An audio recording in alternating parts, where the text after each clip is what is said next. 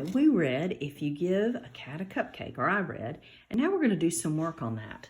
I want you to look in this book, the Reader's and Writer's Notebook, and these first few pages, we can just get rid of. You can have Mom tear them out, because we're going to start working on this page, which is page RR7.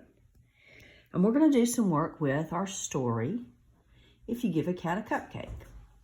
So find the page.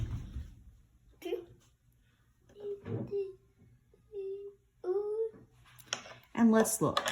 This asks for the story title. That's the name of our story. Guys, what's the name of our story? That's right. If You Give a Cat a Cupcake. So you'd write, If You Give a Cat a Cupcake on this line. And remember, when you're writing that, let's look at this title. Let's use our best handwriting to write it.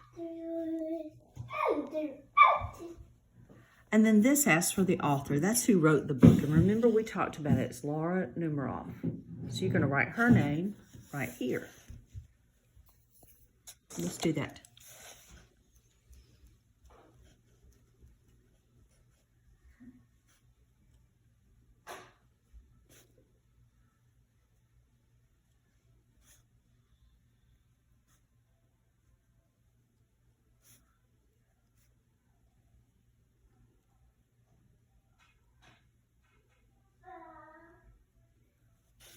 If You Give a Cat a Cupcake. And the author's name is Laura Numeroff.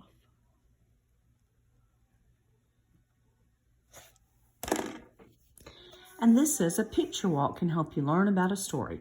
Look at the pictures in the story. What do you want to find out about the story? And draw a picture of a thing or a person you have a question about. Guys, the only people or things in the story were the cat and the little girl. This is a picture of the cat and the little girl. So I want you to draw a picture of the cat and the little girl, and I want you to write, who is the character in the story? How does the character feel or act? So I want you to write me a sentence about either the cat or the girl. If you need to, go back and listen to the story again.